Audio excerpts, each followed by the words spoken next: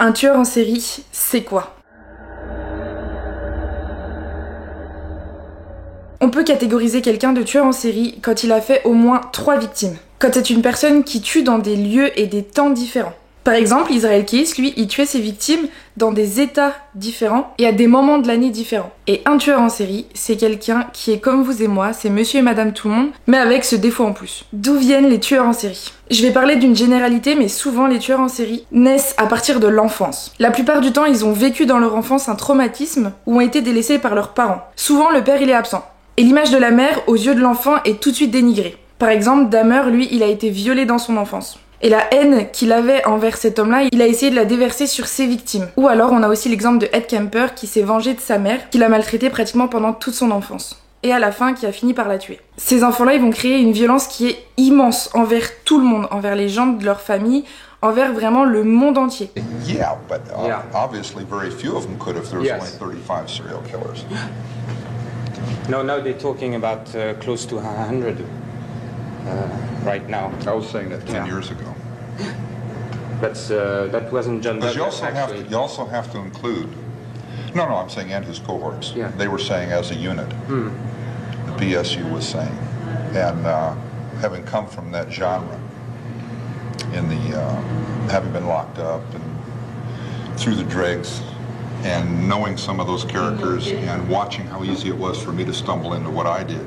Est-ce qu'on peut repérer un tueur en série dès l'enfance? D'après le docteur McDonald, oui. Ce docteur-là, il va créer la triade McDonald. D'après lui, si l'enfant fait encore les 3 choses que je vais vous citer à un certain âge, c'est que oui, il va potentiellement devenir un tueur en série. Toujours d'après le docteur McDonald. La première chose, c'est le pipi au lit. Pour lui, si un enfant d'un certain âge fait toujours pipi au lit, c'est qu'il est susceptible de devenir un tueur en série plus tard. La deuxième chose, c'est si l'enfant commence à déclencher des feux, à devenir pyromane quoi. Et la troisième chose qu'on retrouve chez plusieurs tueurs en série dans leur enfance, c'est la maltraitance animale. En fait, ces enfants-là vont créer un manque d'empathie envers les autres et pour eux, ça commence avec les animaux. Parce qu'un enfant peut pas tout de suite s'attaquer à un adulte, donc il va s'attaquer à quelque chose de plus petit que lui. Et dans ce cas-là, des animaux. Maribel, elle a tué quelqu'un quand elle avait autour de 6-8 ans. Donc ça a commencé très tôt pour elle, mais avant de s'attaquer à ce petit garçon-là, elle avait déjà tué les chats de la famille. Si ça vous intéresse d'en savoir plus sur elle, j'en ai fait une vidéo. Encore une fois, on ne peut pas vraiment savoir qui va devenir un tueur en série ou qui est un tueur en série tant qu'il n'a rien fait. C'est pas écrit sur son front quoi. Un tueur en série, ça va aussi être un homme comme tout le monde, c'est-à-dire comme vous et moi, avec une famille, un travail, mais il va avoir quelque chose en plus, c'est qu'il est très intelligent. Dans le cas de John Wayne Gacy par exemple, lui il avait une famille, un restaurant familial, vraiment la vie idéale, basique que tout le monde peut avoir. Il a fini par tuer énormément de monde, alors qu'il avait tout pour être heureux en soi. This is the first time you're speaking publicly about your case. Right. Yeah. I've always felt that my attorneys were handling it, and they said to keep a low profile and stay away from it. And in light of all that has been used against me in the media, they've created this fantasy monster image, and it's been going on for the last 12 years. And I've ever had no comment, and I had no need to talk to the media for the simple reason that they were looking for sensationalism and they were looking for the monster. Avant qu'un tueur en série passe à l'acte, il va avoir plusieurs phases. La première phase, c'est la perte de la réalité. C'est-à-dire qu'il va s'isoler lui-même avec la haine qu'il a enfuie depuis toujours. Donc la haine qu'il a refoulée quand il était enfant ou quand il s'est fait maltraiter ou qu'il a subi un traumatisme. La deuxième phase, c'est la phase de chasse. C'est-à-dire qu'il va essayer de repérer une de ses victimes.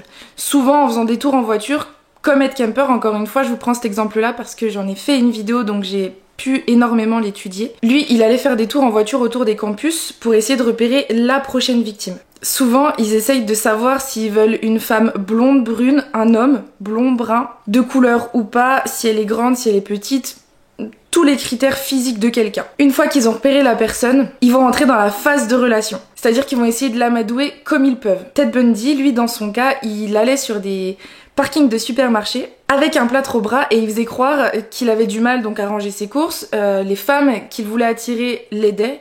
Et avant même qu'elles aient pu faire quoi que ce soit, il les assommait et les mettait dans sa voiture. Et la quatrième phase, du coup, donc c'est la fin de celle que je viens de vous dire, c'est la phase de capture. Une fois qu'ils l'ont, ils sortent totalement d'eux. Ils n'ont plus aucun regret, plus aucun remords, plus aucune empathie, c'est quelqu'un d'autre, quoi. C'est presque un monstre. À ce moment-là, chaque tueur en série va avoir un mode opératoire différent. C'est comme ça qu'on arrive d'ailleurs à savoir que tous les crimes ont été faits par la même personne. Ed Kemper, lui, il coupait les têtes de ses victimes et les gardait en tant que trophée. Dahmer, lui, empoisonnait, violait, puis après prenait des photos et ensuite découpait les corps. La plupart du temps, ces hommes-là vont violer leurs victimes avant de les tuer. C'est une sorte de contrôle sur les autres, c'est-à-dire que pour une fois, c'est eux qui dominent et à eux, on leur fera plus de mal vu que c'est eux le mal. If you don't receive another stay, what is going through your mind?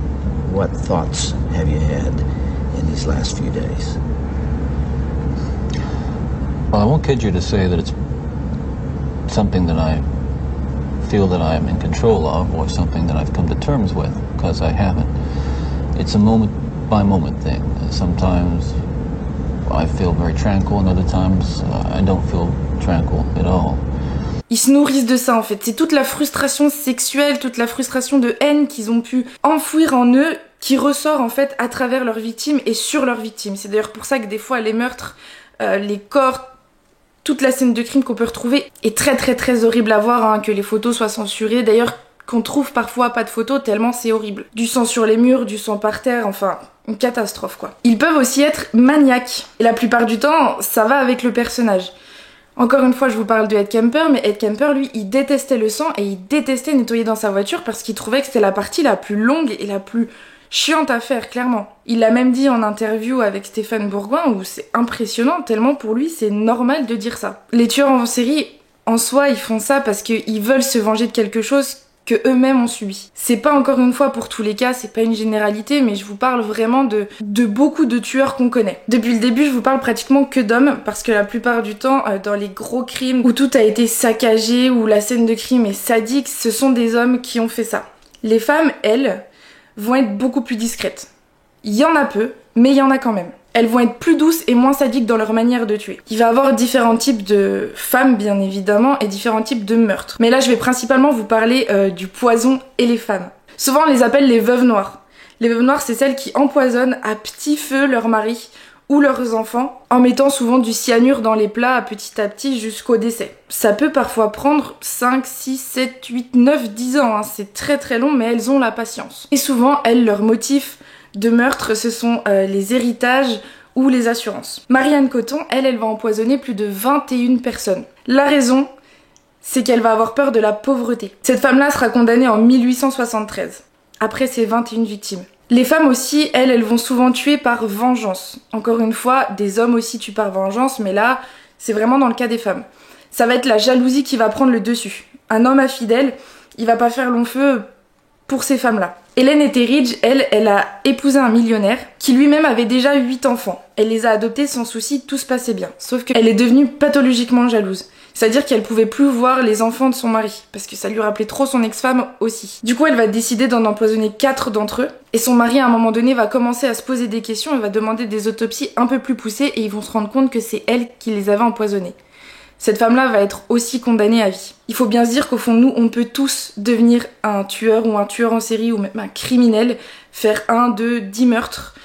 Parfois, il suffit seulement d'un événement, d'un choc traumatique pour que ça déclenche ce mal-là en nous. Normalement, dans votre vie, vous avez déjà côtoyé des personnes qui ont tué, qui veulent tuer ou qui ont déjà pensé à tuer, sans que vous ne soyez au courant. Il y aura encore énormément d'exemples pour prouver que les tueurs en série naissent à l'enfance, suite à des chocs traumatiques ou de la maltraitance venant des parents ou même des autres camarades. Enfin, ça peut venir vraiment de n'importe où. N'hésitez pas, vous, à me dire en commentaire si vous avez déjà côtoyé ou connu un tueur en série ou un criminel. N'hésitez pas aussi à vous abonner et on se retrouve pour une prochaine vidéo.